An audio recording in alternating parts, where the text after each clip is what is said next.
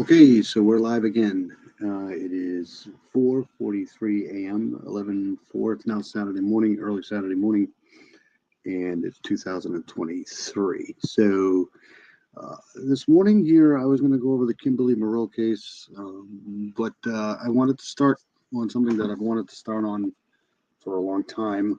Um, and it involves a very, very old ancient case called The Princes in the Tower. And this is dating back to, I don't know, around the 15th century or so, England. So let me play my intro and we will get started. This will be probably, I don't know, a 4 or 5 part series because it's going to be a lot. So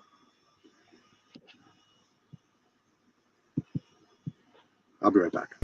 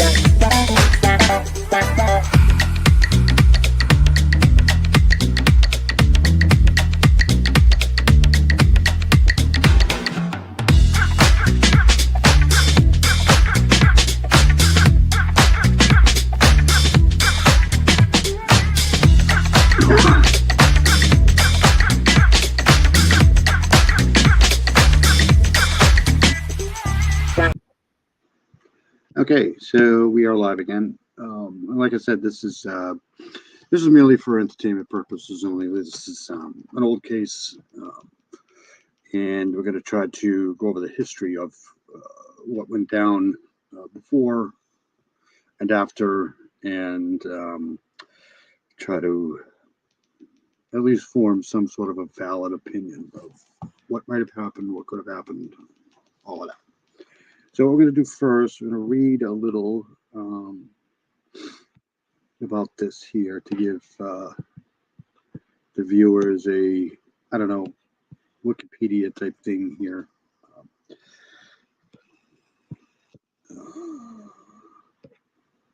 I I got involved in the history of the English monarchy back 10, 15, maybe even 20 years ago because it's been, I don't know, a passion of mine for a while. And I came across this basic case here. Um, and if anybody have people have watched Game of Thrones, some of the Game of Thrones series was based off of this whole issue uh, between the two houses of England, the Lancasters, and Lancastrians, and York. But it dates before that. So what we're going to do here is read The Princes in the Tower here, and they are to the right here. Uh, yes, they did dress a little weird back then. Uh, okay, so The Princes in the Tower refers to the mystery of the fate of the deposed Edward V of England and his younger brother, Richard of Shrewsbury, Duke of York. So right there you see the Duke of York, heirs to the throne of King Edward IV of England. The brothers were the only sons of the king by his queen Elizabeth Woodville, and these names are going to become very prominent later, especially Edward IV and Elizabeth Woodville. Two very, very key figures here, living in the time of their father's death in 1483.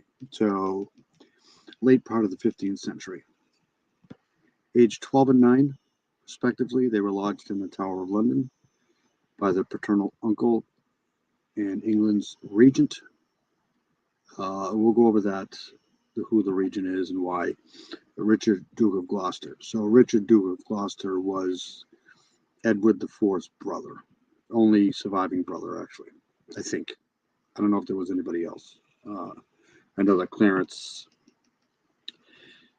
basically got unalived in between this here, supposedly in preparation for Edward the Fourth's forthcoming coronation.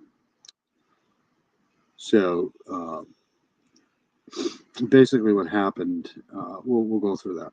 Before the young king could be crowned, however, he and his brother were declared illegitimate. Gloucester ascended to the throne as Richard III. Okay. So with that said, we're going to go here to this guy here. Give me a second. Oops.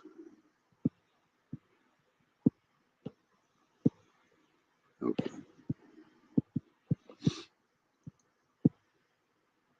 So this guy here is Edward IV, and he reigned from, I think he was from alive, born 42, and became unalived at 1483. So he's dead. He died. And what seemed to have been the most bizarre thing with his legitimacy through the throne and all of that stuff of England, he had two brothers and two sons. So it seemed like this guy here was going to carry on the York part of the dynasty of England for a long time. But that's not the case. He's dead now. And what he did before he died, some people think he died of, I don't know, I have to look that up. I think it was tuberculosis or maybe even the sweating sickness. But he died. And before he died, he wanted his son to be, obviously his son was going to be the King of England. So, but you can't have a King of England that's 3 or 4 years old. So he betrothed the King of England into Richard III's care. Basically, Richard III was going to be a protectorate. But before we get into this genre of England, right, that's not going to do us any good. So what we have to do is we have to go all the way back to 1066, around there. So give me a second and we'll go back there.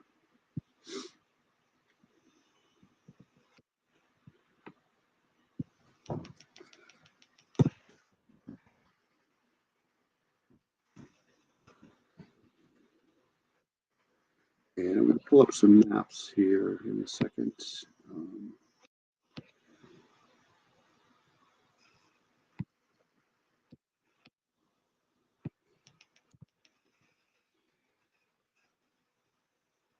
Actually, I'll probably put on some music here.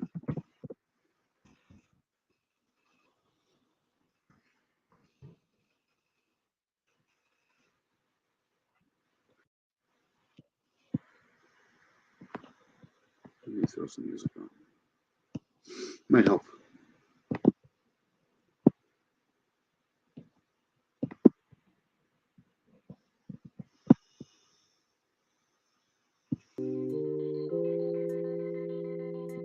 Okay, there's some music.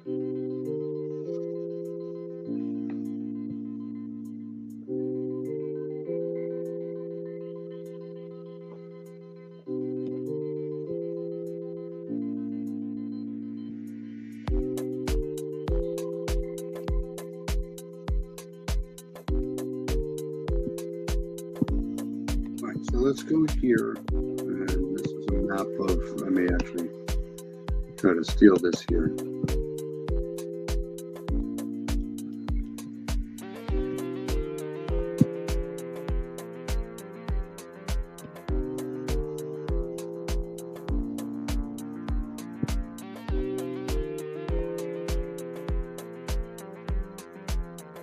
Can't make that any bigger, I don't think, but we get the gist of it here.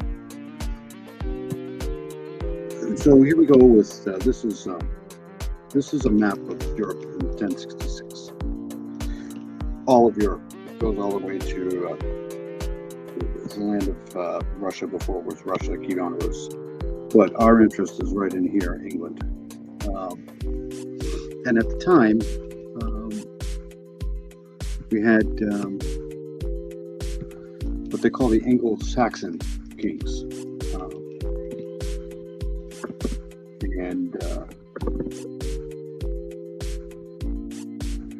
At the time, before 1066, you had, and you can check all of this stuff out on a lot of this other stuff. You had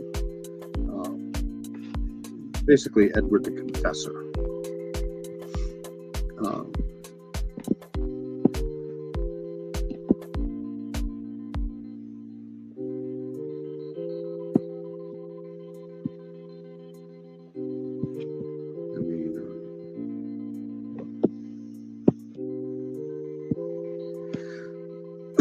I got too many windows open, sorry. I don't need that one. I need that one. I don't need this one. Where am I? Right here. Okay, so I'll do it here. So this is England here. This is France. This is the Holy Roman Empire here, which is a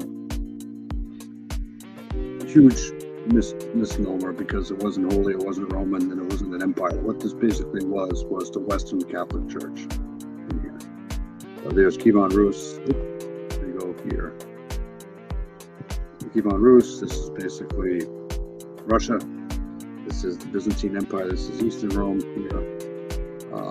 When Rome fell, basically, and even before that, even before. When England was basically ruled by Rome, but when Eastern Rome fell, Western Rome fell, they got taken over by Vikings.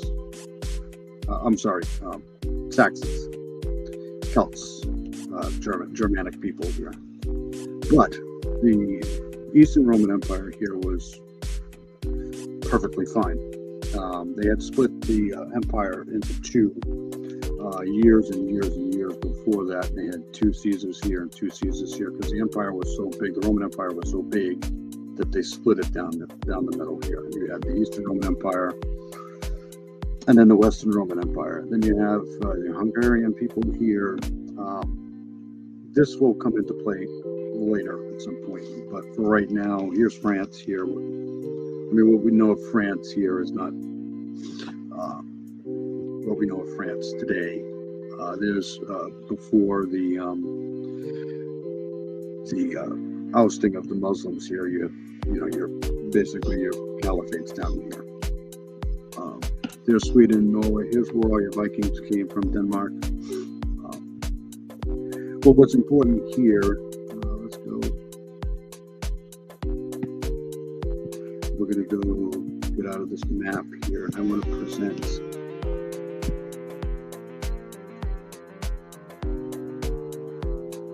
This guy. Okay, so this is Edward the Confessor. So before the year of 1066, okay, we can read this together. He was basically part of the Anglo-Saxon kings. Okay, when Rome left England and the Roman legions left, they had other fish to fry. England was basically left alone. They were left to fend for themselves, and they couldn't really do it all that great. So they basically had to hire and align themselves with the Saxons. The Saxons came from, they were Jews, Frisians, basically the northern part of Upper France. And then they basically took over and became the Anglo-Saxon kings, and that's where you get England is from Angleland. So he basically he was the king of England, obviously, and he didn't have any male heirs. So what he did is he at some point gave the title to William the Conqueror. And we're going to go look at William the Conqueror first. But what happened is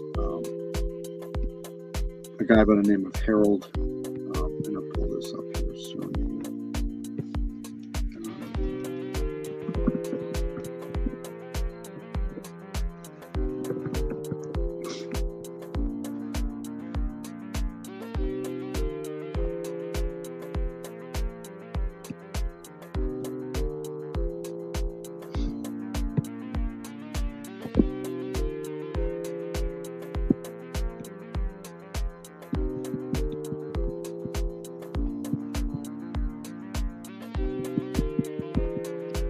Let's go here.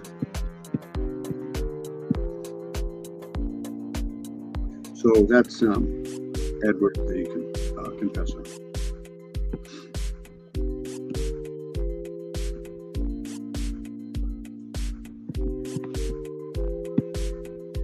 So here from Wikipedia, you have the houses of kings, all the way back to, Alfred the Great. 886. This guy had a rough life, man. He was trying to hold on to the entirety of England from the Vikings. But we're going to go. So you had Alfred the Great, then his son, who was probably just as good as him, but one of the guys that probably never gets mentioned a lot in the history books. He technically united the country more than Alfred the Great. But during this time, Alfred the Great basically defeated the Viking armies. I forget the name of the battle that it was, but so he kind of stabilized everything from Viking rule here, and then he kind of solidified the country into England. But if you go down here, after that, you're going to have a whole bunch of Viking invasions.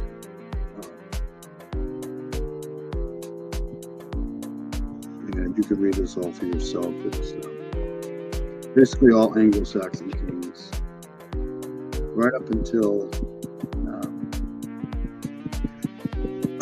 here. So now you have the House of Denmark. Okay, and Sven Forkbeard basically took over from a Viking invasion. And then it was just restored again by this guy here, Ethelred the Unready. This guy here, the jury's out on him, but he lost to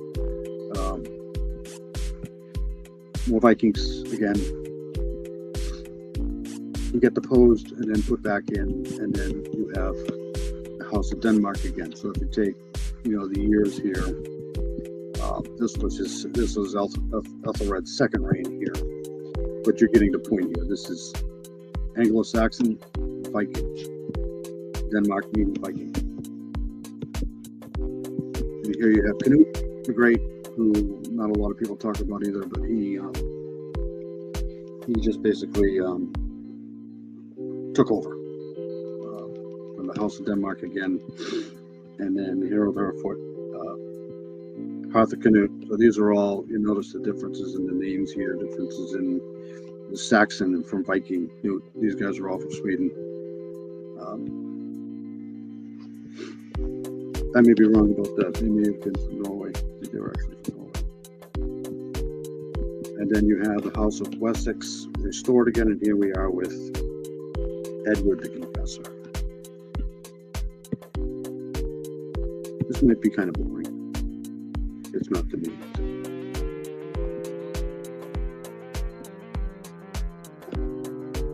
So let's go back to the map.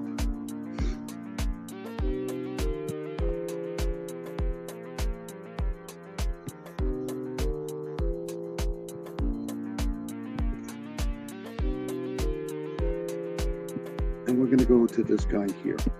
So here's William the Conqueror. This guy had another rough life. This was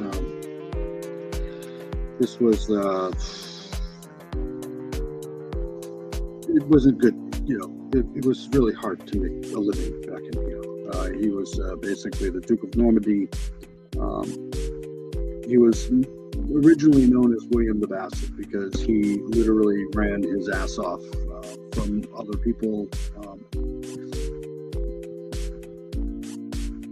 But he,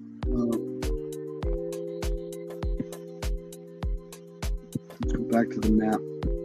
He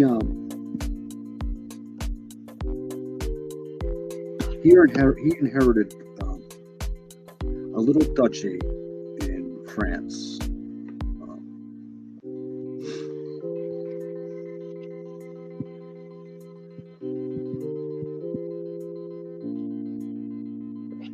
Right up in here. People know Normandy from the World War II invasion here, Battle of Normandy. But this place has been contested quite a lot. And I can probably zoom in better than that. So let's get out of that.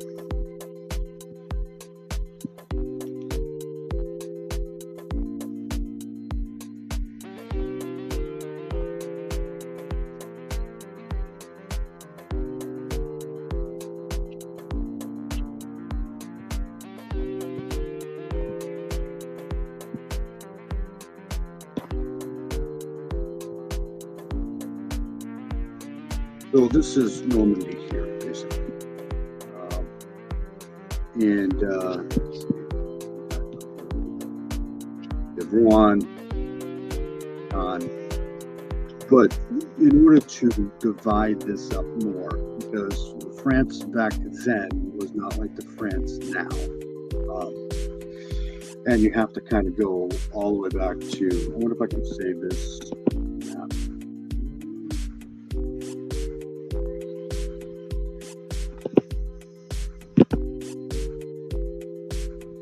I guess I can just do this. So before Normandy, France, before any of this stuff happened,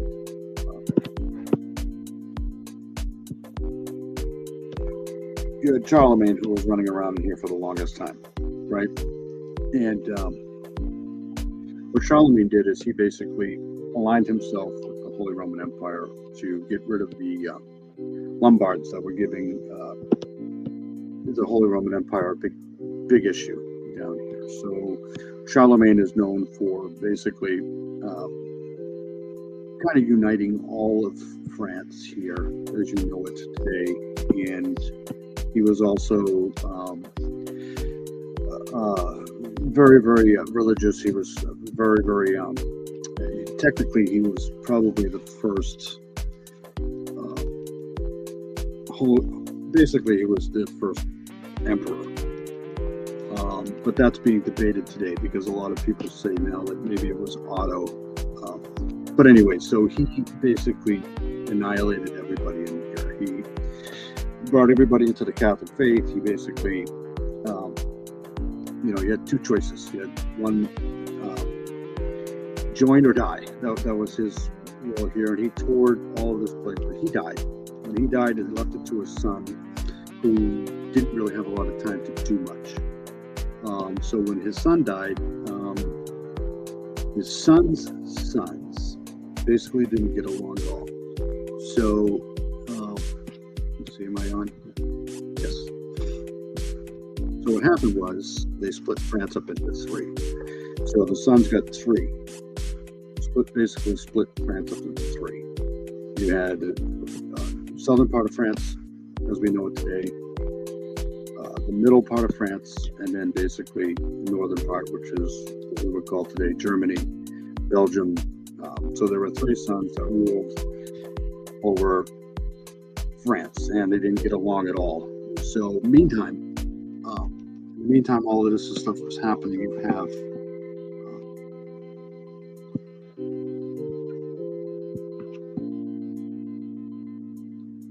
have the Viking invasions that are happening, and they're everywhere. They're coming from Denmark, Netherlands, Sweden. People going into Russia. That's the Kievan Rus is basically a Viking invader that basically took over what we call today Ukraine, Kiev. You have Viking invasions coming in, and they came in and just annihilated here because these three parts of France didn't get along at all, and they weren't united. So they kept coming in here, basically killing everybody, unaliving everybody, getting out with booty. The king here would just pay him off so they could go away. And, once they went away back to where they came from, they'd come back when they ran out of money, and then you kick them out again. So this went on and on and on. So what they did is they got smart. The king here got smart and said, hey, instead of doing this, what we're going to do is we're going to give these guys some land. And the only thing you have to do is, convert to Catholicism, and we're going to give you this land here in Normandy.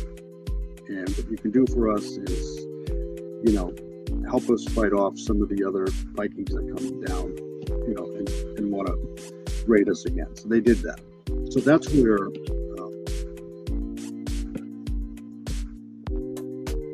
that's basically where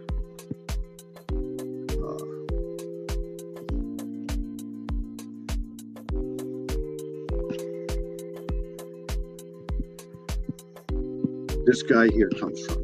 Okay, so we'll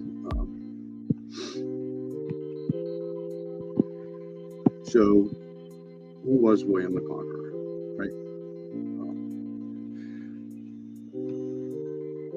At the age of 8, William the Conqueror became Duke of Normandy. So he became the Duke of what we were just looking at on the map, and later King of England. It wasn't a good life for him early on. He was running for his life almost constantly.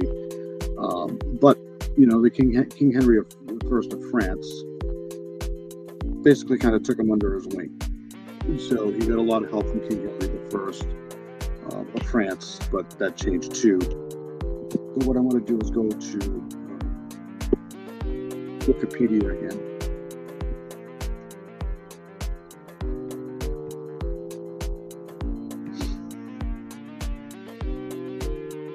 And I don't know if all of this is true either. Where the hell am I? Okay. Just making sure I got everything here.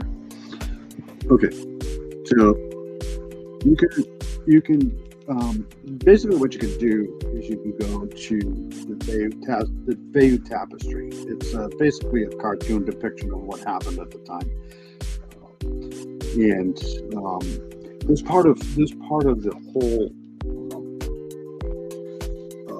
point and case that this is all about with the Princess in the Tower is better understood if you understand the chronology of everything that's going on before them. So he was, let's forget about this here for now, usually known as William the Conqueror and sometimes William the Bastard, was the first Norman king of England. Okay, he was the son of an unmarried duke, and he was born from a mistress, Herleva, and that's why he was called, back then, if you were born of a mistress, you were called the bastard. That's the way it worked. That's the last name they gave you, basically. They didn't call you William Harold. They called you William the Bastard because he was born from his father, Robert, and the mistress. He had what they call an illegitimate status. And basically, when I say he was running for his life, he was running for his life for a long, long time. So,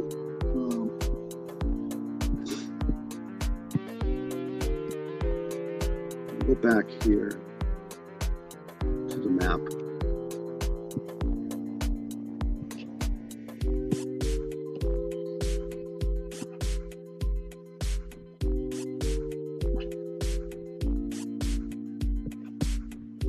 Oops. So here we are. And now we go to Edward. Actually, we can go. Yeah.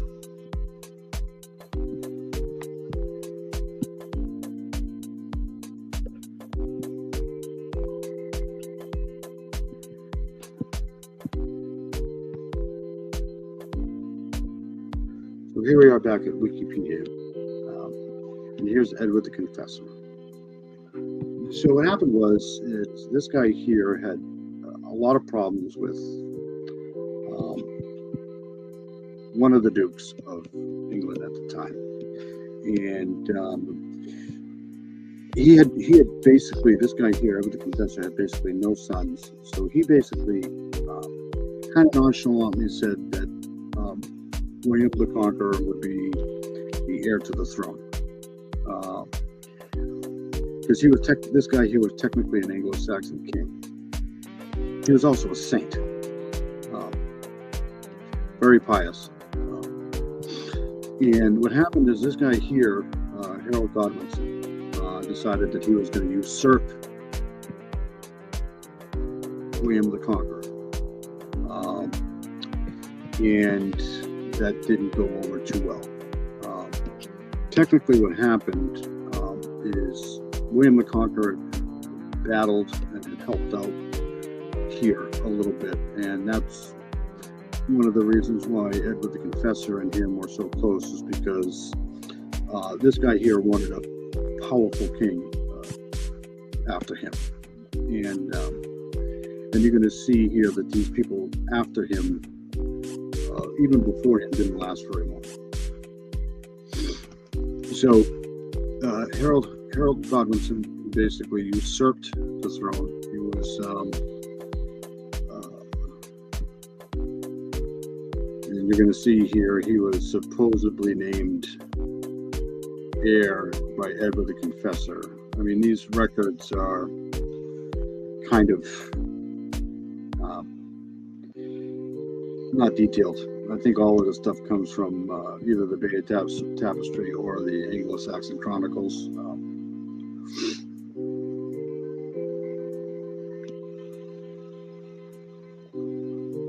So he was named king and crowned in January 6, 1066, and he died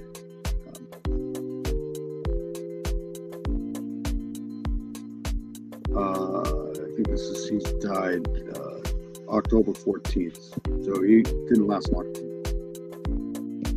All right, let me go back here.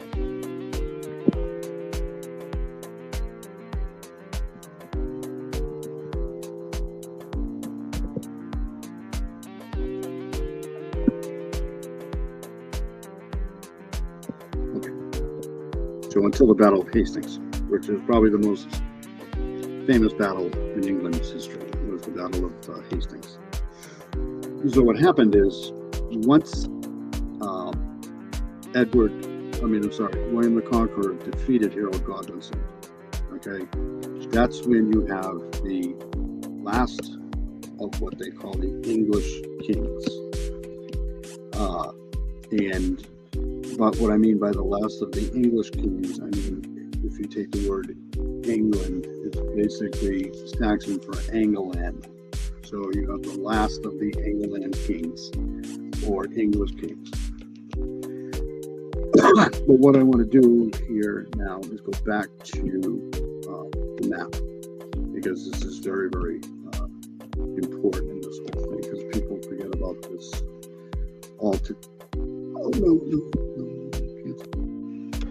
Okay, so let's go back here.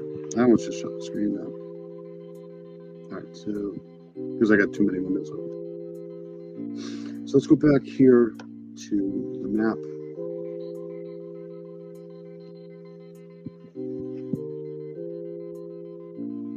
So basically what's going on here is here's London here, and here's France. And this is the strait here. This is really close. So invasions here within the English-French history are pretty inevitable. This is also where Caesar basically took over London, England here for a while, and then later on down the road they went over there, and basically Rome took over the entirety except for Scotland and Ireland. But anyways, get back on track here. So you have William the Conqueror now, who's setting up for an invasion of England. He's going to build an army and come over to England and claim his throne from Harold Godwinson. But what's missed a lot is you also have another claim to the throne from Norway, and his name is Harald Hardrada. So let's go. I'm not making this up.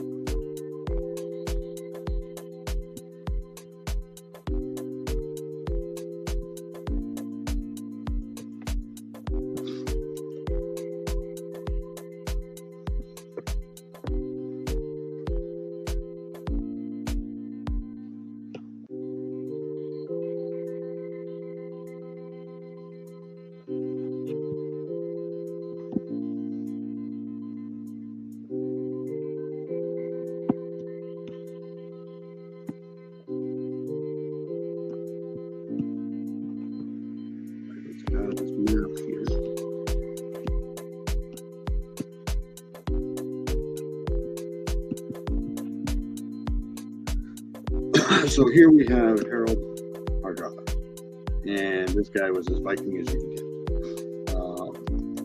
This guy had a rough life too. He basically fought for the Eastern Roman Empire. He was part of the Varangian Guard. He was very in good with the ruler of Kievan Rus at the time. They all knew each other. He had a brother called Olaf Haraldsson, later became Saint Olaf, but they were brothers. They were basically half brothers, I think. And they lost a battle in Norway with the Battle of Stiklestad, and Olaf Haraldsson died in that battle, but his brother, Harold, didn't. And after that battle, he went all the way down to Russia, and then or what we call Kievan Rus, and then he actually went and fought for the Eastern Roman Empire, the Byzantines, got really wealthy, basically ended up getting kicked out of, I think by Michael, not sure, but ended up going back to, eventually back to Kievan Rus to get all of his money, and then he married, I think he married into, anyways, I forget who he married, but so he ends up back in Norway, and he has a battle with Magnus, who was basically trying to become king of Norway. Eventually, Harald Hardrada got that. So Harald Hardrada also thinks that he has a claim to England as well. Not long after Harold had announced his claim to Denmark, the former Earl of Northumbria, Tostig Godwinson, brother of the newly chosen but not reigning for long English King Harold Godwinson, pledged his allegiance to Harold. So this guy here, Harold Godwinson, was basically being backstabbed by his brother, Tostig. And so basically what happened is they both decided, they were going to invite Harold down to claim the English throne, and they basically invaded northern England. So let's go back to map.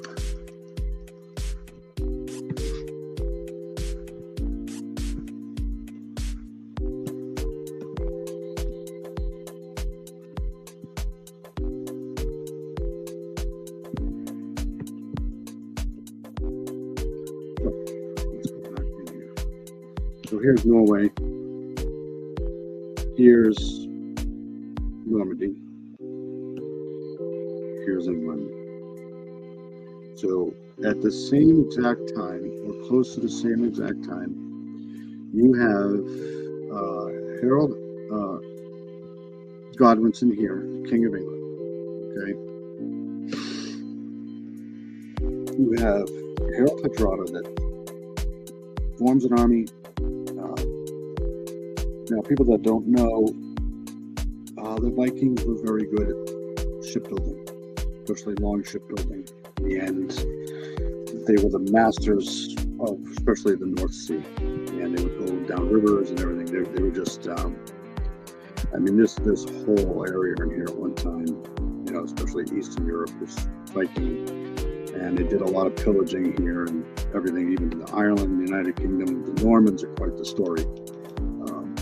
So you have Harold Hardrada, who's basically packing up and deciding to come over to England and oust Harold Godwinson. At the same time, you have William the Conqueror, who's pissed off that Harold Godwinson usurped him, so he's getting ready to invade England too.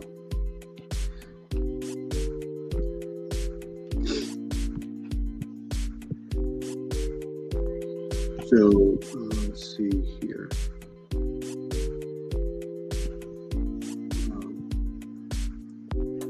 Let's go back here. So he set sail, and he actually, that's what I wanted to do. I wanted to go here. Whoops.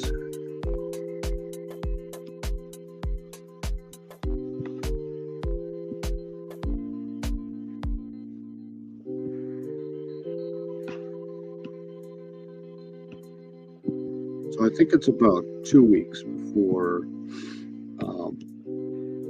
William the Conqueror invades England.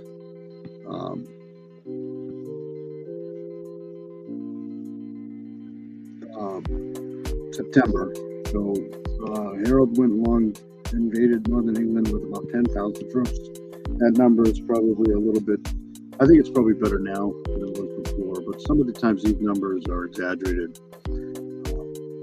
300 long ships, a lot of people on one ship at a time.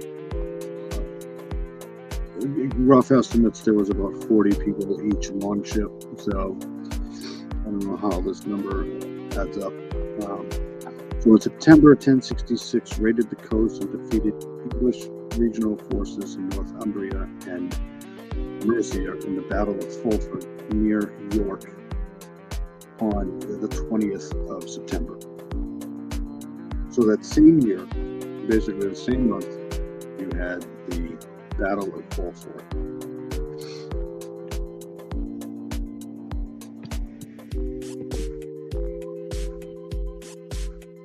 So here's, let me go back to the map.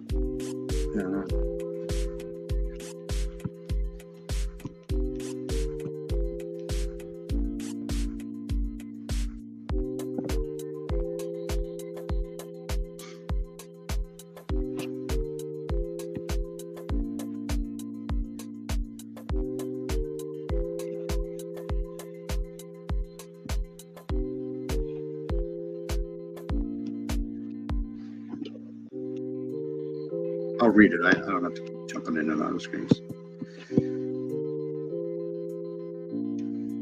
So here's Fulford, England. This is in York.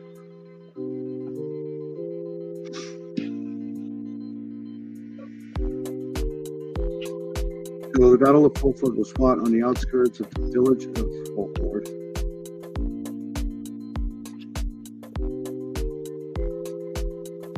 I don't know exactly where that was, but I think it's over here somewhere.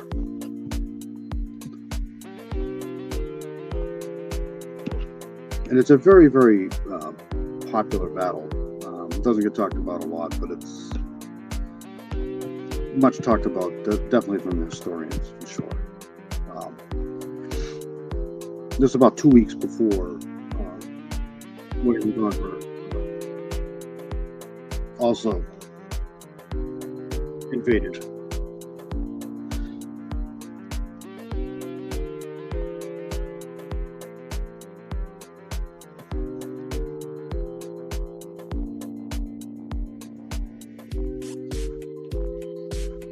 Let's see if I can get the exact location.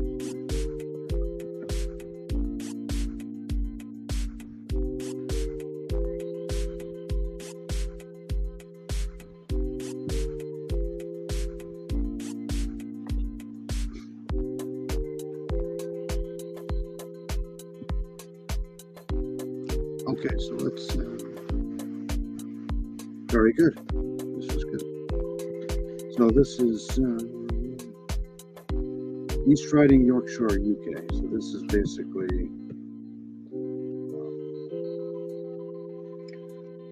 where this all happened.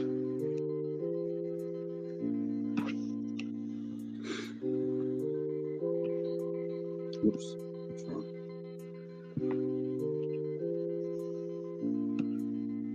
Village of Fulford, just south of York in England, on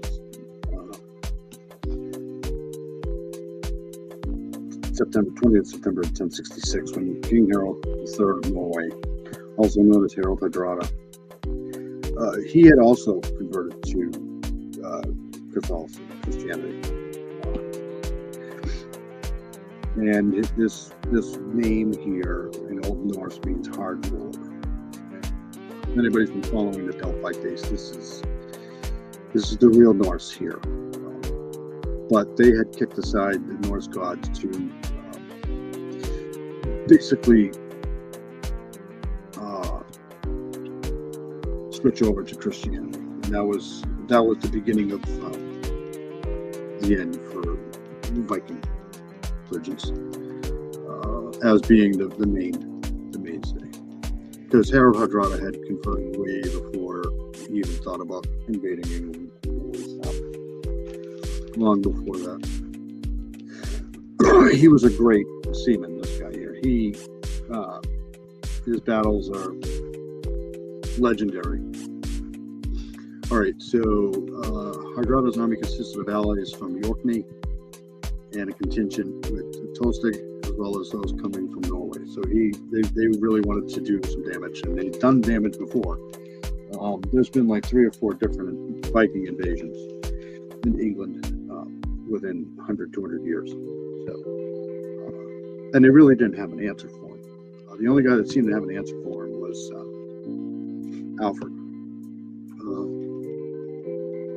Okay, so there's some pictures of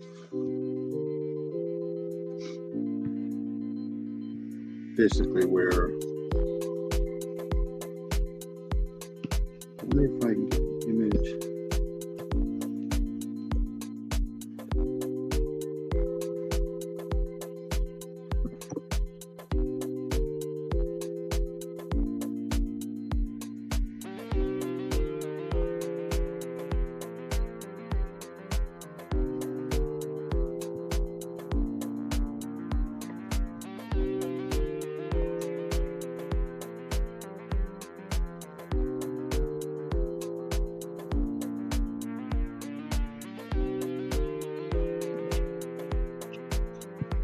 It always has such great promise, and then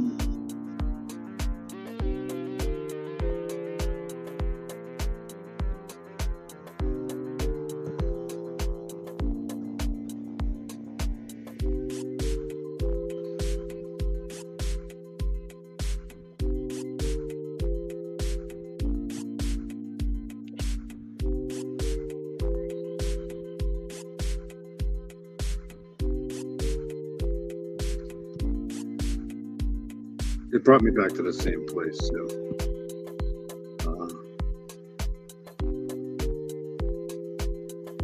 anyways, I'll try to look into that and get back to. What I'm trying to do is find the exact location, but I'm pretty sure it was in here somewhere.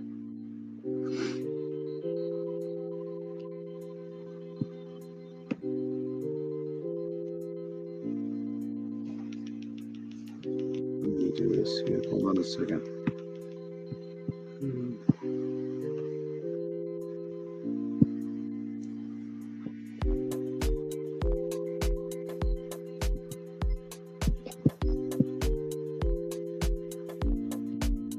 So this is basically the map. This is the River Ouse. This is the Hardrada camp. There's the Northumbrians. Saxon Reserve, Eastern Marsh, Fulford Gate,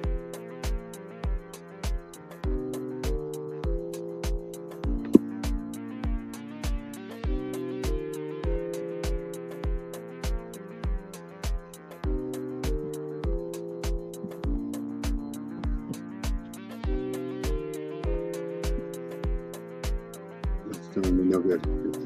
Anyways, trying to find the bridge. I think this is the bridge, though.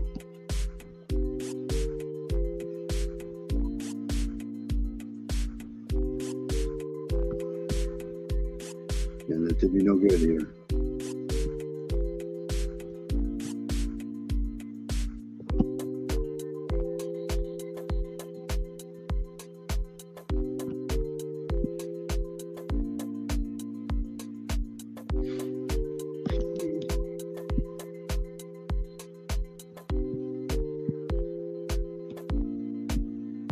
Okay, so here's the battle here. Here's Hardrada.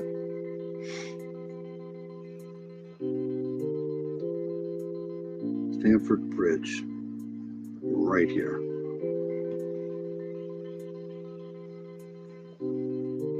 So you have King Harold's army here in the red, and then you have Hardrada's army here in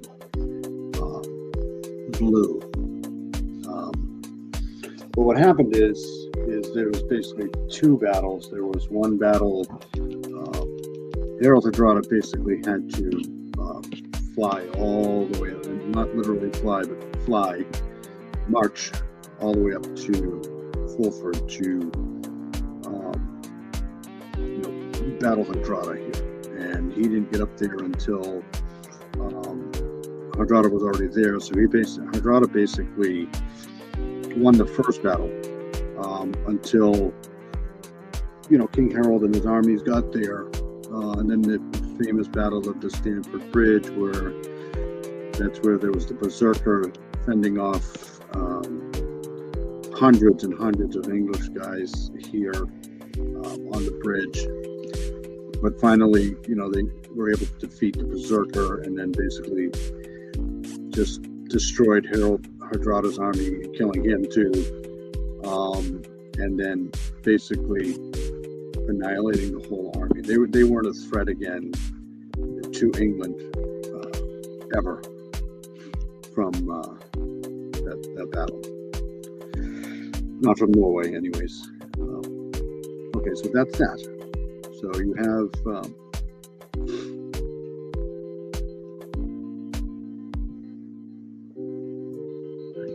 that.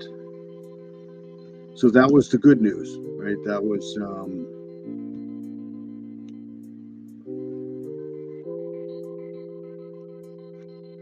the good news for Hardrada. The problem is, nope, I just got rid of it. Okay.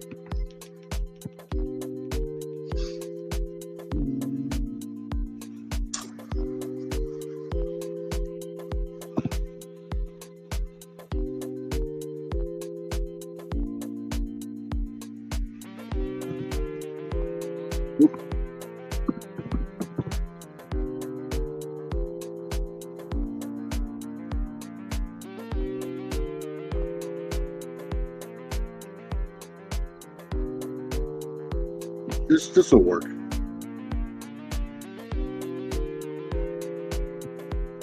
Because it gives us a little bit more of a perspective from today's vantage point here.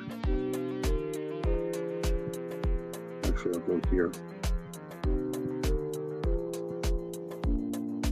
Okay, so we have the Norwegian invasion here done. But 2 weeks later, you have the Battle of Hastings, and we'll get into that now. So what I was going to say is that, so basically here is Hardrada here. Now, he hears about this invasion and he's been waiting for weeks and weeks and weeks he knew it was coming from William the Conqueror. So he has to march his army all the way up here in northern England, all the way down to the very, very coastline down here. And I think this is Kent or around Kent somewhere. I could be wrong. To battle another invasion here from William the Conqueror. So we'll go there now and find out what happened. I mean, I'm pretty sure everybody knows what happened.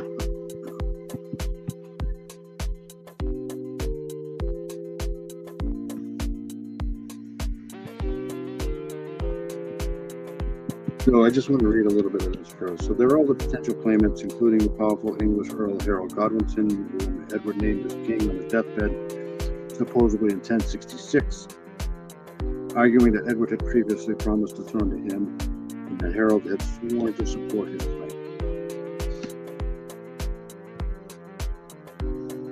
So in the 1050s to 1060s, William became contender for the throne of England, held by childless Edward the Confessor, his first cousin once removed. So they were related. There were other potential claimants, including powerful English Earl Harold Godwinson, whom Edward named on his deathbed in January 1066, arguing that Edward had previously promised the throne to him and that Harold had sworn to support his claim. That caused William to go off the rocker, and William basically just built a fleet and invaded England in September 1066. And he decisively defeated King Harold in the Battle of Hastings on the 14th of October in 1066. And that was the end of the English kings as we know it. And after the Battle of Hastings, all the kings and queens of England will be from foreign invasions, foreign countries. So let's go back to, so everybody will say, well, when did the English kings end? 1066. That is the correct answer. So we go back to here. And go to, I feel like I need a drum roll. Here you have William the Conqueror, and he is House of Normandy.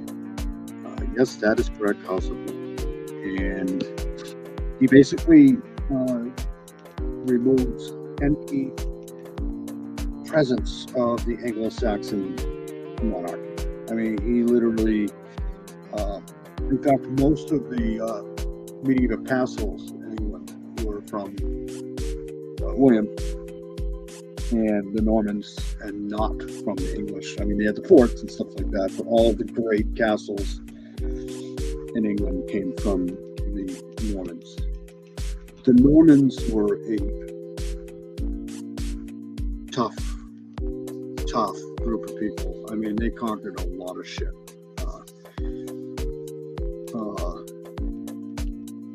Right up until, the end of the Byzantine Empire, pretty much. They just kept conquering over and over. They fought in a lot of the Crusades. They basically sacked Byzantine when nobody else could do it. The Normans were pretty tough. So anyways, he ruled from 1066 to 1087. Not a long time, 20 years, 259 days, but people forget that back in those days, people didn't live very long.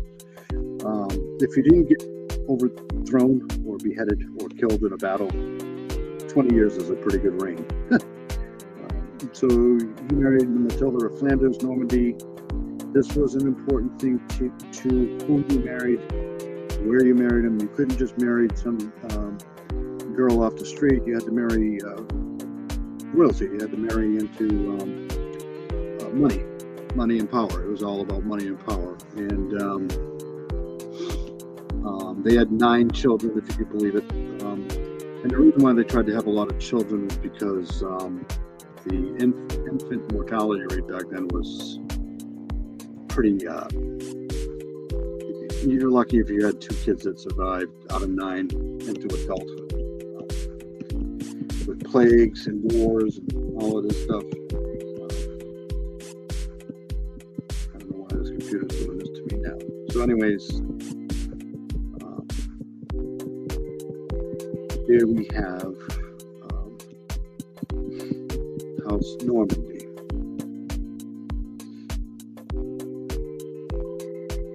Supposedly named here in 1052. I don't know why I keep saying 1952. It's first cousin once removed of a confessor right of conquest. So basically, the only way you could usurp somebody the right way is to just kill them.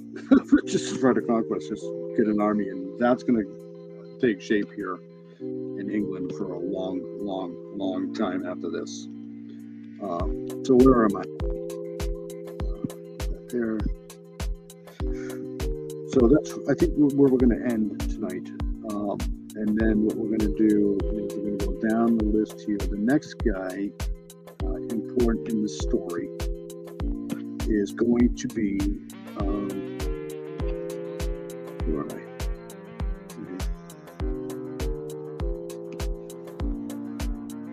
This guy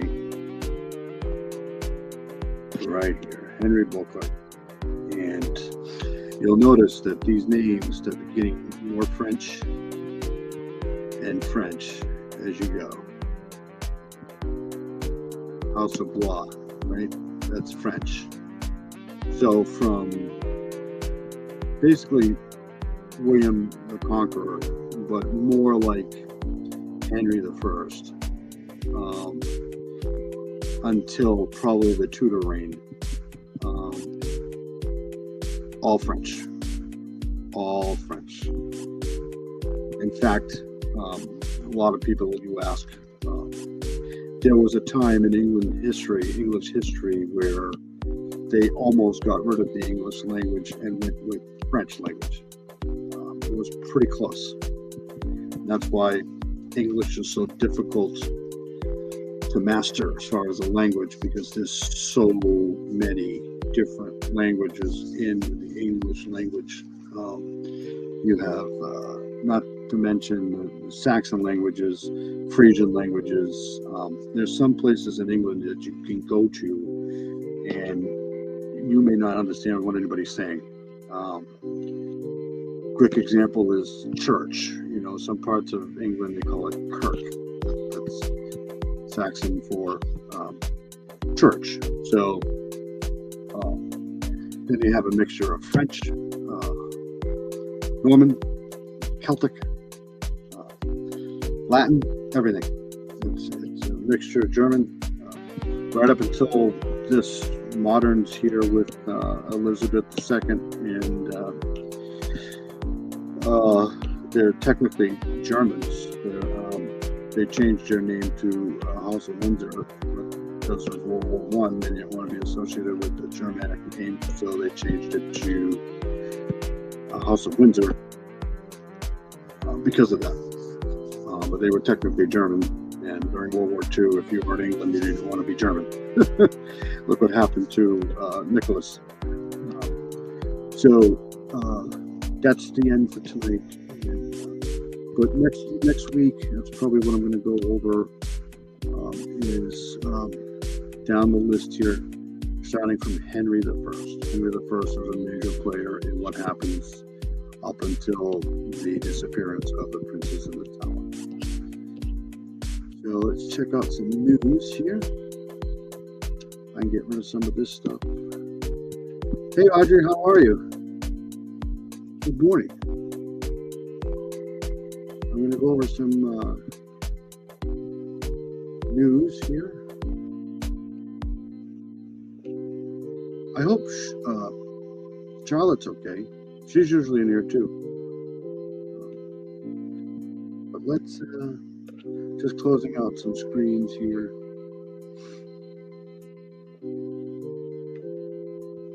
I did want to go over one thing here.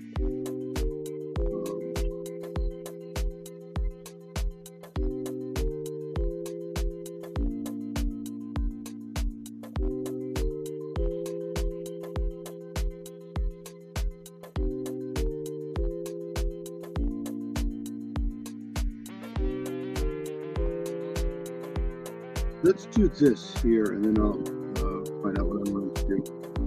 Let's shut the music off, though.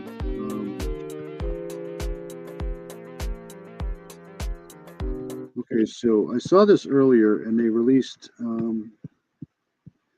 the autopsy findings of the main shooter, and I wanted to see what they said about that. So here we go. New at 11, some news in the investigation of Robert Card, the shooter that killed 18 in Lewiston. Maine's chief medical examiner, Dr. Mark Flomenbaum, is officially calling Card's death a suicide by gunshot wound to the head. Card's body was found more than 48 hours after the mass shooting at 7:45 in the evening on October 27th in Maine. Official time of death is called when a body is found. We've reached out to the examiner's office for a more precise estimate of when Card may have died, but we haven't heard back yet. And you probably won't. So, all right, so I'm going to go here. This was breaking in Cincinnati. So let's go to this here. Let's listen in if we can. About 6 hours ago now. So police say that 6 people were shot. 1 person is dead after shooting involving multiple juveniles in Cincinnati's West End. So this ain't going to be good. From the community, we're going to begin. All right. So I'm going to give you a little bit of information. It's minimal. It's very, very preliminary, but I know you guys are waiting to hear something. So just before about 9:30 tonight. I hope you're well, Audrey. We had shot spotter alerts down here at the area of Jones and Wade Street. Officers arrived on scene. We had multiple individuals shot. I believe 6 total victims as of right now, different levels of severity of their injuries. We do have 1 male deceased at the scene, but I don't have any information on the individual who's deceased, and we have not made notifications to the next of kin as of yet. Homicide is here working the scene. They'll be here for several hours processing the scene so that we can gather every bit of evidence that we can gather to bring whoever's responsible for this to justice. This is absolutely unacceptable in our city. Unacceptable that on a Friday night, 6 people were shot in 1 incident. Chief, do you have any information on ages? Not definitive ages. We do know there's a couple of juveniles involved, but I do not have their ages. Do you have any idea of how this started? A football game nearby tonight. Yeah, no, there's no indication. Thank you so much, Audrey. I'm thankful for that. But you know that's hopefully I'm changing your whole life just to watch my lives. I am well. Getting kind of cold out though, so we need the heat back. So this is where this took place here. This was, like I said, that was done about 6 hours ago. So I'm pretty sure they'll have more on that this morning when people get up. So this is basically the corner of Wade and what did they say? They said Wade and Jones Street. Let's see if I can.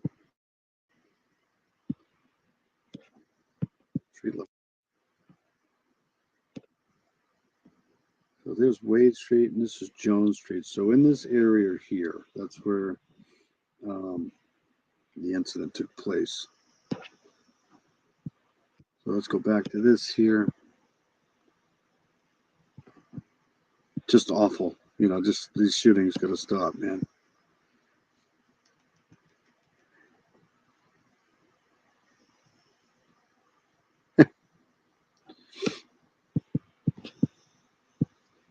I don't. Yet. I honestly don't know if I could ever. I probably could. I mean, I don't think I could ever get back. It'd be hard for me to ever get back to a normal day shift at this point. I've been working nights now for a while, and at my age, you just don't want to keep changing shifts. I'm a night owl though. I love being up at night. The only problem is, you just miss time with family a lot. But you know, I actually see the people in my house more now than I did when I was working first shift. That's for sure. As to what the precipitating event to the shooting was, that'll be part of the investigation. Chief, people are angry right now. What message do you have for the people in this area that say they feel neglected? Yeah, tell them I'm angry too. I'm angry too that this is happening in our city. This is happening too often. People are reverting to gun violence rather than resolving disputes in a humane manner. It is not humane to pull out a firearm and shoot individuals recklessly. The person who was shot, was that an adult? I do not know that at this time yet. Suspect information? Is there a car, anyone that should be looking for? Homicide is working that. They're talking to witnesses. I do not have that information yet. People at home, should they be concerned? Is there a threat to the public or anything? Not at this time. There's no indication that there's a threat, ongoing threat to the public. Any idea the number of shots? One man told me he thought it was like an automatic weapon, 25 or something. Yeah, I don't know. That'll be part of the investigation. ShotSpotter picks that information up for us. And when we say juveniles involved, we mean kids shot? We have some juveniles that have been shot, yes, under the age of 18. Do we know where everybody was taken? When I say juvenile, let me preface that. That means under the age of 18 to us. Do we know how many of them? No, not yet. Do we know where everybody was taken? To the local hospitals, Children's Hospital, University of Cincinnati Hospital. Sometimes people ask the really dumb questions. Where were they taken? Well, obviously they were taken to a hospital, like taken to, yeah, we took them to, you know, a grocery store. All right, thanks, guys. Thank you. Thanks. Oh, Well, you just heard it there. So you just heard it. I tell you, you know, they're trying to get the scoop. I get that, but at the same time, you know, just use your head. Obviously, they went to a hospital. All right, so here's an interview with the parents of the Idaho 4 about their. Let's share this here. Right? I mean, sometimes think before you ask a question. You know, like, where did they take the victims? Well, they took them out back, and you know, I don't know. We don't actually know where they took them. We'll let you figure that out. And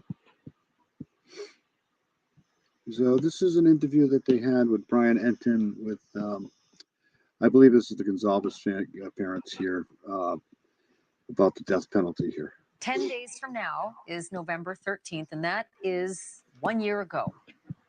It is the date when the world came to a halt for a university town in Idaho.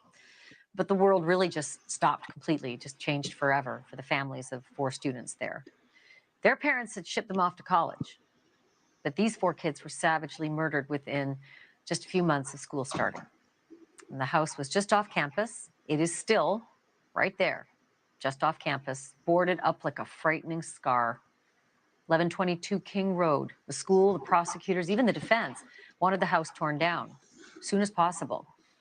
But some of the families didn't, and they fought it, and it's a good thing they did, because this week, prosecutors and the FBI were back there. Can you believe they wanted to take this house down? Could you imagine what would happen if they would have taken the house down?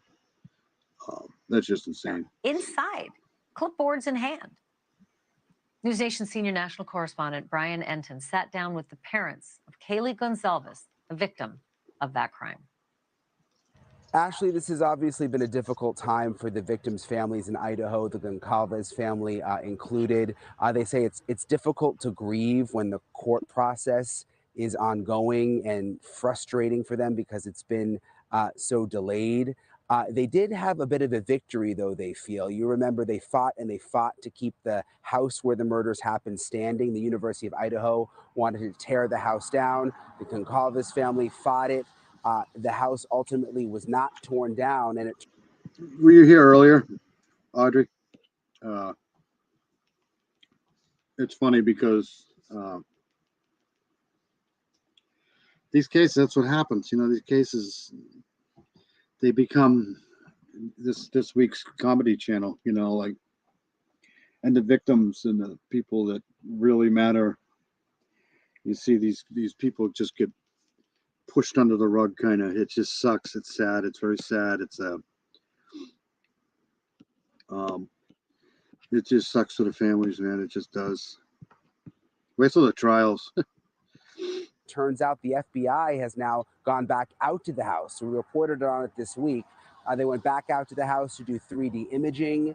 I spoke to the Goncalveses about that, and also just about the court process and what they want to see happen in general. I knew in my heart what was best for those girls and Ethan. I knew what was best was to keep that around until they did more. And there'll be a point when I'll be like, you know what? Let it go. Let it go. And our agenda of keeping it around isn't because, well, you know, oh, it's going to be so sad when it's torn down. I mean, that is going to be sad to me. And people think, how can that like tear it down? And it's just like, look, like my. Agreed. That's the biggest takeaway from all of this. When you see some of the shit that's happening out there, you say, geez, you know, all they have to do is come barge into your house with a search warrant, and anything they find can be used against you. It's just, and they don't even really have to find anything. You know, it's just awful. And then you're going to get put into the meat grinder of social media, and, you know, you're guilty. Pretty much you're guilty no matter what happens. My daughter lived a happy life there. Yes, she was murdered there, ultimately murdered. But that was this And people can't tell me that it doesn't happen, because it does happen. much time. You know, we have pictures of them in the house.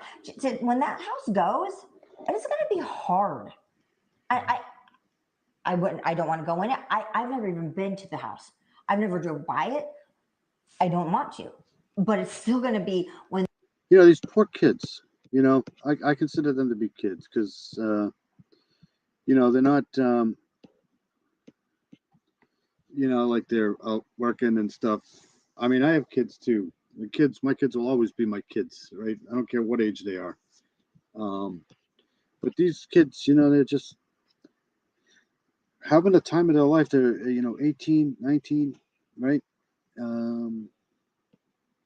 Brutally ended. It just sucks. It's just awful, literally terrible. They didn't deserve this, that's for sure. And they're like, that house is gone. It is going to be very emotional for me.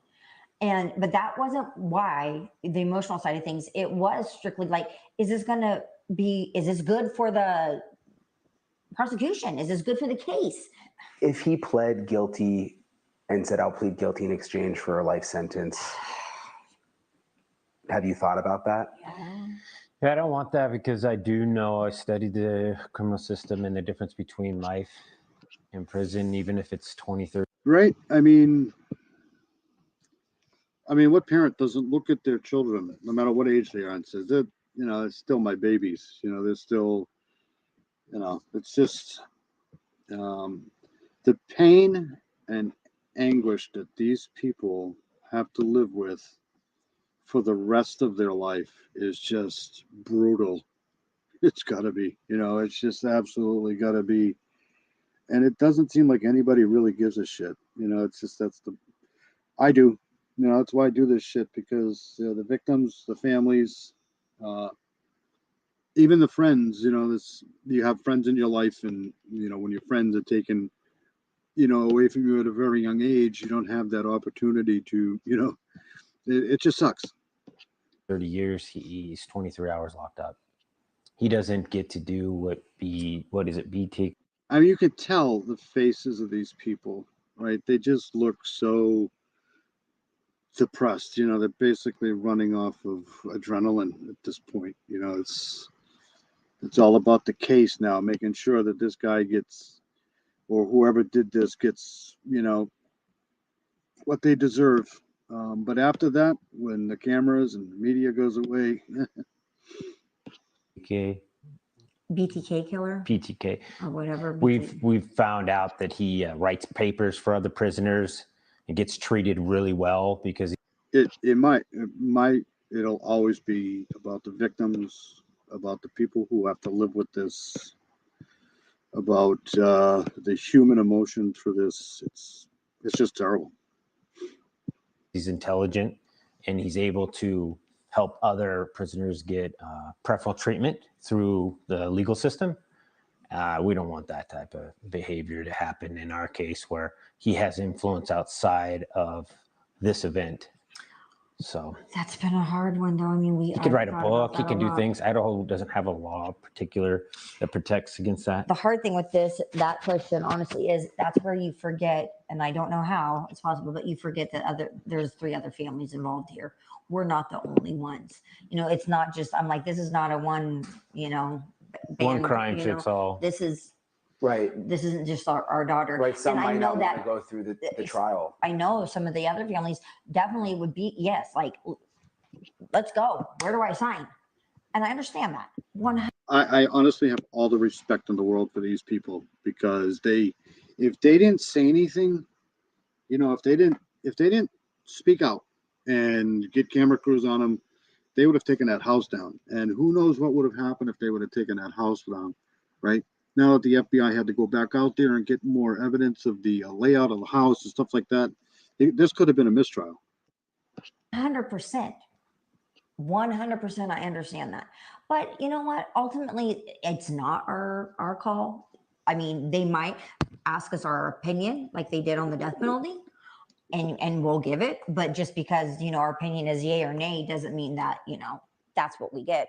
The Goncalves parents have said that they are for the death penalty in the Brian Kohberger case. But again, it's just frustrating for them how long all of this is taking. They have to take vacation days and plan their whole life with work around when these court hearings happen. And many times the hearings pop up at the last minute.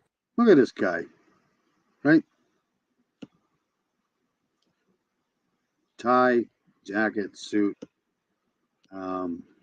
Looks like he's being treated like just a house guest. You know, it's just. This all while they continue to try and grieve for Christy, Kaylee's mom. She says that it's difficult for her to go through Kaylee's things. And I keep saying there's a big difference in the way this guy looks and the way Richard Allen looks. Like, this guy looks like he's just walked out of a hotel suite, you know, literally. And every time we see Richard Allen, it looks like he just walked out of an insane asylum. To go into her bedroom. But I've only been up to Kaylee's room. I mean, it's right up there, right at the top of the stairs. I've only been up there twice. And neither time was for any amount of time. It was like in and out. Oops, in out. That's all we have. That is it. You know? Oh, it's so horrible. It's just so sad. And it's just real. It's just so real sometimes. And it's just the worst that somebody could do this to somebody's family. So many families. The Goncalves family really is just so strong despite everything that they've been through. Obviously, this is an especially difficult time with the 1-year mark of the murders coming up on November 13th. Thank you for watching. Go to newsnationnow.com to find News Nation on your television. All right, so let's see here.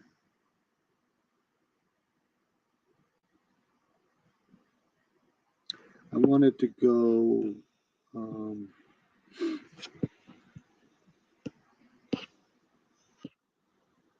what did I want to do? I wanted to go,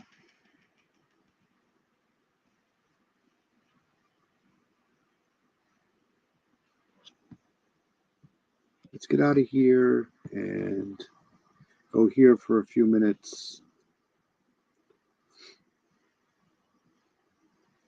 2 minutes ago. Frosty was just on 2 minutes ago. Good Lord.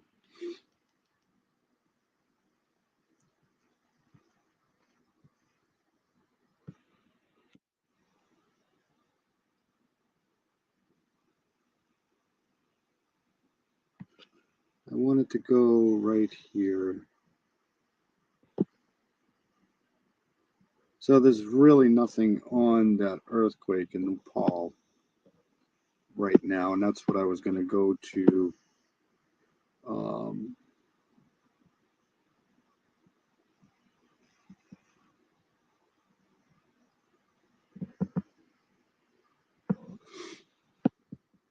So that's it, I think.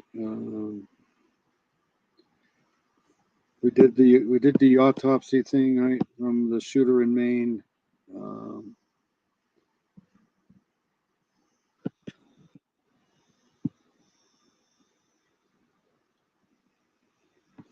Yep, there's nothing. There's absolutely nothing on that earthquake in Nepal. So I think I'm going to get the hell out of here, which is really weird. Over 100 and no, here we go. There's over India today. Do you think I can do that? Over 128 people killed.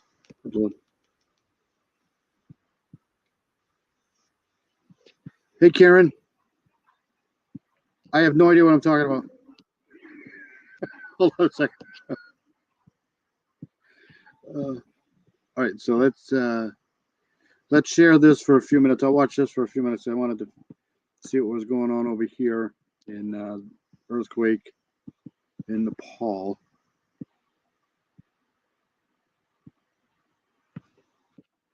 Nearly 500 kilometers from the epicenter, 42 kilometers south of Jumla. At least 140 people are reported injured. Take a look. And Aditya Vaibhav, our reporter, is online with us from Patna. Aditya, what more do we know apart from the updated numbers of deaths in this earthquake? What more do we know coming from Nepal? Well, exactly. As far as the inputs coming from Nepal are concerned, Jajalpur district has received the massive toll as far as the death count is concerned. Interesting to note here is the fact that Jajalpur is the same district that happens to be the epicenter of the entire sequential tremors that rocked Nepal one after another. As many as 4 shocks were reported, in which the first one was recorded as 6.4, after which heavy loss of life and property has been reported in that particular area. We've been given to understand that in Heri Hospital, Kohalpur Medical College and Nepalganj Military Hospital has been technically dedicated to the victims of these earthquakes, and we've been given to understand that all the non-scheduled daily operators of choppers and helicopters. So this is where, hold on a second. Yeah, Frosty was in here earlier tonight, but then he, Frosty's kind of like a ghost in my chat. He comes in and then he's gone. Whoops, I don't want to share that again. I'm trying to go here. You can tell I'm getting tired.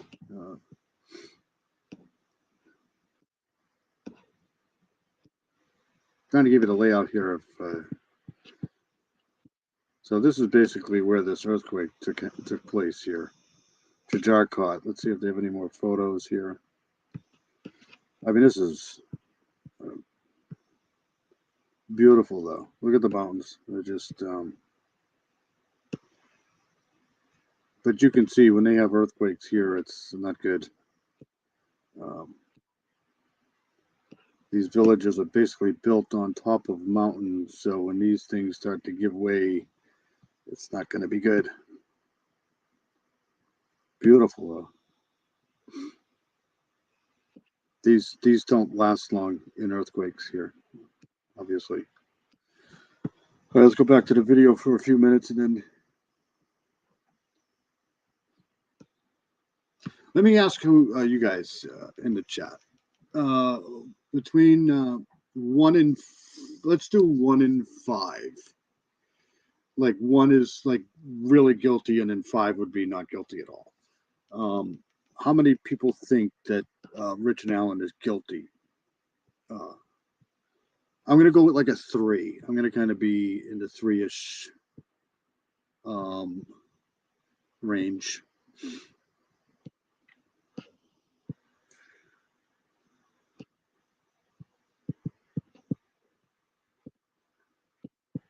Have been placed on standby by the Nepal administration to ensure airlifts if needed. Notable is the fact that ambulances are technically kept on standby near the airports to ensure that if at all the patients do come, they don't have to lag for the ambulance part. So this is something that the Nepal administration has ensured after the earthquakes were reported in the intervening night between Friday and Saturday. Notable is the fact that the way things have unfolded, it's been given to understand that the death toll and the number of injured people is also likely to increase as the debris is cleared up. Back to you. Thank you very much for joining us, Aditya. The death toll in Nepal earthquake mounting. Aditya bringing us the reports from the ground.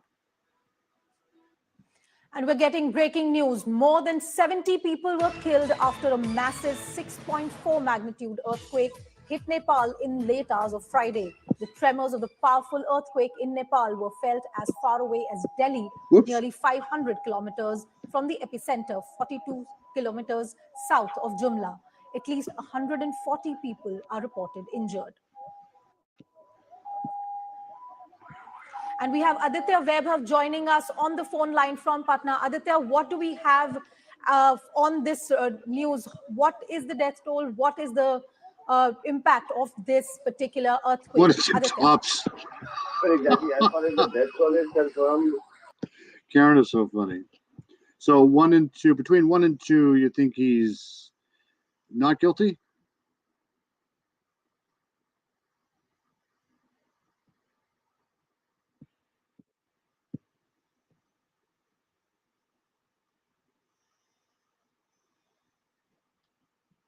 Yeah, I know, it's so weird. They don't.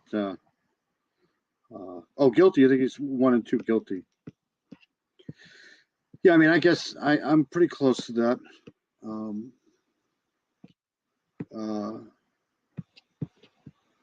You know, I just don't see. I mean, I've been pretty solid the whole case back to year one. I just think this is one person and a sick, twisted individual who just, you know, needs to go to prison for the rest of his life, or, you know, worse, you know. All right, so I think that's it for me. I'm going to get out of here. I wanted to go over a little bit more of the Delphi shit. I wanted to go over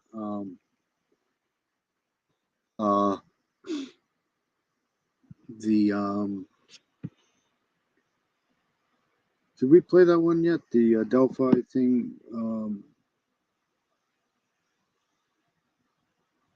I didn't hear this one. Let's play this one. Hold on.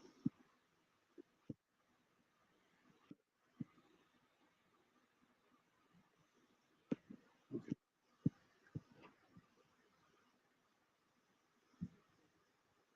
5 is, if 5 is totally guilty, one would be totally guilty, and then 5 would be almost not guilty. I didn't see this one yet. The next step in the Delphi murders case is now in the hands of the Indiana Supreme Court. The judge appointed new public defenders for Richard Allen, but his original attorneys have not given up their fight to stay on this case. Rich Nye joins us tonight in studio. So, Rich, what's next in this fight over who is going to represent Richard Allen?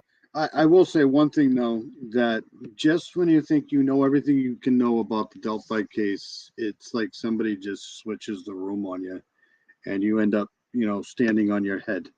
That's just how Delphi is. Once you think you know everything, that's when it changes again. So, you know, I'm not going to say anything until somebody, you know, the judge goes guilty. Shut up. Shut up. Well, I've been talking to legal experts today as we continue to try to sort this out. The next big day on the schedule for this case is November 9th. That has to do with a separate case before the Indiana Supreme Court. The state's highest court is considering a request to order Judge Francis Gull to follow court rules or correct mistakes in the case. Attorneys argued the judge has kept records sealed that should be made public. Yesterday, Judge Gull refused to reinstate Andrew Baldwin and Bradley Sorry. I'm sorry, Karen. So you don't think he's guilty? I don't blame you. Puppy. All right. Rosie as Allen's attorneys. I talked to longtime defense attorney Ben Jaffe this afternoon. He says the state's high court has great leeway in how they rule on this petition. I think they could reinstate these attorneys as the attorneys of record, as the appropriate attorneys. I think they could acknowledged their continued representation as pro bono counsel if they want. I think there's quite a bit they could do there. And the Supreme Court's well aware this is getting a lot of press. This is getting a lot of attention, national attention. So I do think they'll be careful and thoughtful in the way they look at this. Richard Allen has made it clear that he wants Baldwin and Rosie to continue as his counsel. But Judge Gohl says the original attorneys engaged in gross negligence. Coming up at 6, while legal experts say this gross negligence has not really been defined, and it may not be enough to kick them off the case anyway. So much. I honestly don't think, if you look up the law over there, she doesn't need, I've tried looking it up. I don't think she needs any excuse, to be honest with you. She can remove, Indiana is one of those weird states. She can remove the lawyers for whatever reason.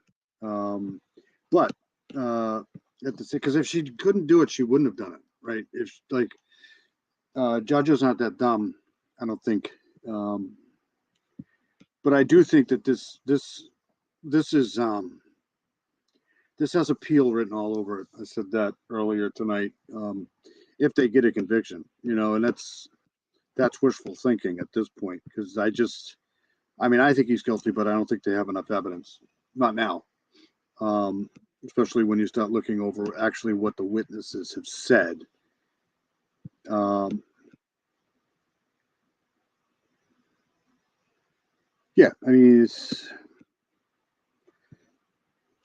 to be honest with you, some of the stuff, if you read the 136-page memo and you try to, whittle out what the defense is saying, preposterously, the law enforcement doesn't really have a lot of evidence. They just don't. Witnesses saying one thing, and then in the PCA they're saying another thing. It just doesn't. None of this stuff adds up. So if they get a guilty conviction at all, even if they do, there'll definitely be an appeal. And appeals can last forever, literally. Many changes, so many developments. We'll see you tonight at 6. Thanks, Rich. That's what's in turn. They're keeping the media involved, that's for sure. They're definitely, it's just a bizarre. Yeah, I agree, Audrey. I think, the prosecutor himself came out right at the press conference and said, we think there's other people involved. And if I was a defense attorney, that I would be bringing that up in court every single fucking day. The video of it. If you think there's other people involved, where are they? Because it's not like this guy has a long record of things. He's pretty clean. If you look, he's got nothing that we know of on his record. So, how they can convict a guy like that with the evidence they have is, I don't know. Anyways, I'm going to get the hell out of here. I appreciate everybody coming in. I wanted to go over the old something I've been wanting to do for a very, very long time with The Princess in the Tower. I think Audrey Abbott and Karen Lee and everybody else who was in here. But I need to get out of here because it's 6:22, and everybody have a good weekend. Thank you for coming in, and I'll see you guys all later. I'll try to play an outro and then I'll get out of here. Whoops. You guys are awesome. Thank you, Karen, very, very much for modding and stuff. Thank you, Audrey, for coming in. I'll see you guys all later, probably on a stream somewhere.